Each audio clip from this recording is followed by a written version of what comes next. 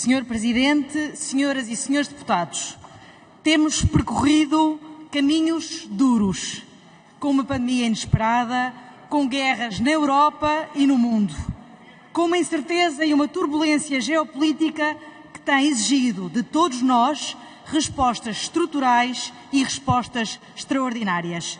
Mas nunca baixámos os braços, lutando sempre nesta missão diária e sempre focados nas pessoas reais do dia-a-dia.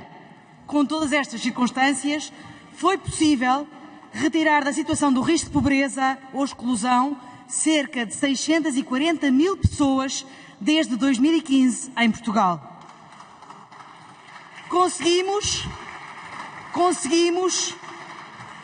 coletivamente retirar 220 mil crianças da situação de risco de pobreza desde 2015.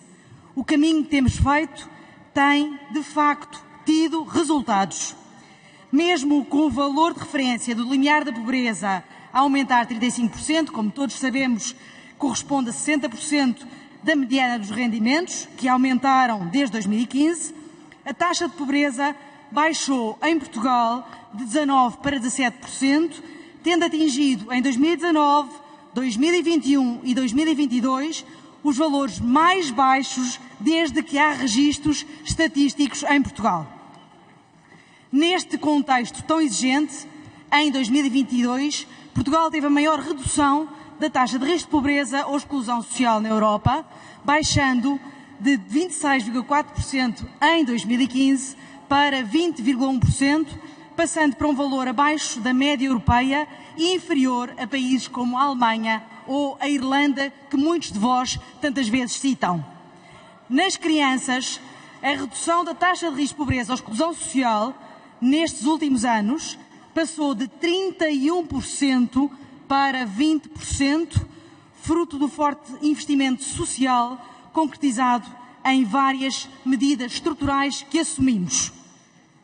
A política de rendimentos que assumimos permitiu que tivéssemos tido em Portugal, de acordo com os dados mais recentes divulgados pelo INE, a taxa de pobreza após pensões e antes das restantes transferências sociais mais baixa desde que há registro. Consequência direta, naturalmente, do fim dos cortes e dos aumentos das pensões desde 2016. Temos conseguido enfrentar marés adversas, focados sempre nesta missão conjunta, sem nos desviarmos nunca dos objetivos que nos guiam. Foi por isso que, desde o início, assumimos o aumento dos rendimentos dos portugueses e a justiça social como a prioridade que nos move e como a condição do crescimento inclusivo. Desde logo com o aumento dos salários. Contra muitos ventos e contra muitas marés, assumimos em 2016 o aumento do salário mínimo como pedra basilar da recuperação dos rendimentos. E é por isso que este mês de janeiro, milhares de trabalhadores e trabalhadoras terão o seu salário aumentado para 820 euros, mais 60 euros por mês do que em 2023, o maior aumento de sempre do salário mínimo nacional.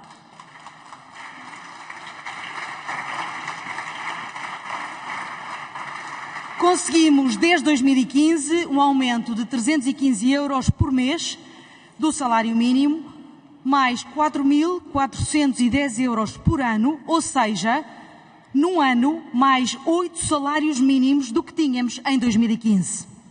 Derrubamos mitos.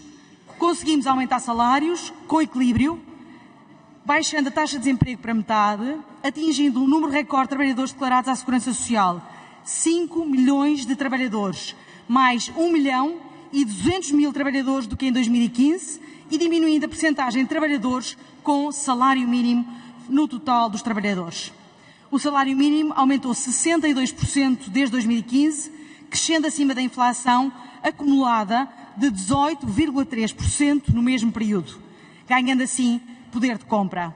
Não vacilamos, nem vacilamos no aumento do salário mínimo e no aumento dos salários e das pensões. Se nos lembrarmos que em outros tempos, entre 2011 e 2015, em 4 anos, o salário mínimo subiu apenas 20 euros no total, sabemos mesmo que conseguimos derrubar mitos.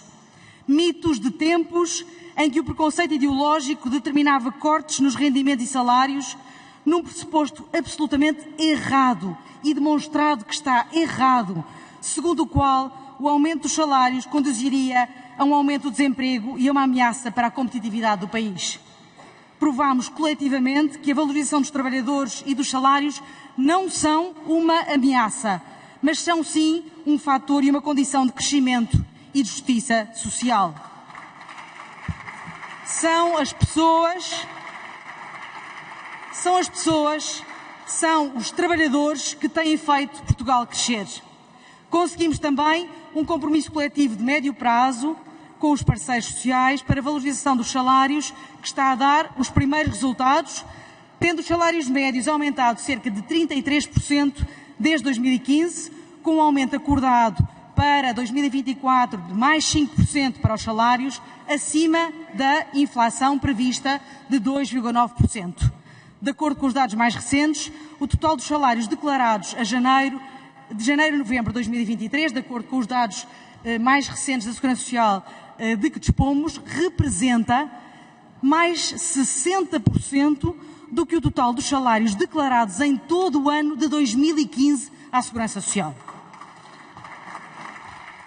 Desde novembro, de acordo com os dados de novembro, o salário médio declarado à Segurança Social passou de 1.090 euros em 2015 para 1.460 euros em 2023, ou seja, mais 370 euros por mês em 2023.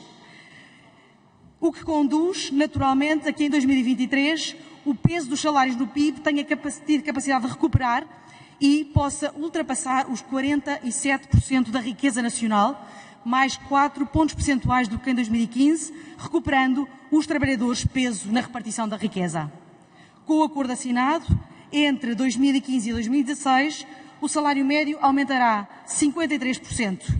E é por tudo isto que este acordo é um imperativo de sociedade e de crescimento. Não podemos deixar que alguém o rasgue ou que alguém queira arrepiar este caminho. Todos os portugueses e as portuguesas ficarão a perder se voltarmos aos velhos mitos de Portugal só se salvaria com salários baixos e de olhos postos no chão. A força que a sociedade, a força que os trabalhadores, a força que os pensionistas conseguiram nestes últimos anos não se pode perder. Mas é preciso continuar e acelerar neste caminho, implementando o acordo de rendimentos que assinamos e todos os compromissos que temos assumidos coletivamente, com a valorização dos jovens no mundo do trabalho, seja através do IRS jovem, seja através da conciliação da vida pessoal, familiar e profissional, seja através da gratuidade das creches, seja através de novas formas de organização dos tempos de trabalho, com a diminuição dos impostos sobre o trabalho, como este Orçamento de Estado assume, com incentivos à partilha dos lucros com os trabalhadores, com mecanismos de apoio à habitação e às creches, como temos implementado, com a criação da reforma a tempo parcial, com a criação de mecanismos de apoio ao emprego em momentos tão exigentes como os que vivemos. Esta tem de continuar a ser a nossa prioridade e a nossa luta conjunta, valorizar quem trabalha, aumentar os salários, criar condições para fixar os nossos jovens. É por isso que, tal como nunca vacilamos, não podemos nunca vacilar na mobilização dos recursos da Segurança Social para cumprir abril em todas as fases da nossa vida. Por isso, o Orçamento da Segurança Social, em 2024, aumenta 14 mil milhões de euros do que tinha em 2015, concretizando e transformando em estruturais muitas prestações sociais, concretizando prioridades de investimento social. Em 2024, dedicamos estruturalmente cerca de 2,13 mil milhões de euros às crianças, investindo na criação de condições de igualdade de oportunidades e procurando cortar ciclos de pobreza. Com a gratuidade das creches para 120 mil crianças, com a garantia para a infância que aumenta para 122 euros, com o aumento do abono de família para 22 euros por mês por criança, com a majoração do abono de família para as famílias monoparentais, com a prestação média mensal do abono que passa a 100 euros, quando em 2015 era de 42 euros, com o abono de família, que passará a ser atribuído automaticamente já neste primeiro trimestre de 2024. Os pensionistas também sabem com quem sempre contaram e com quem sempre vão contar, com um aumento de 29% das pensões, de uma pensão média de velhice desde 2015, mas também com o aumento do CSI, que em 2024 terá um aumento de 62 euros mês, cerca de mais 1.700 euros no valor anual do que tinham em 2015. Muito feito,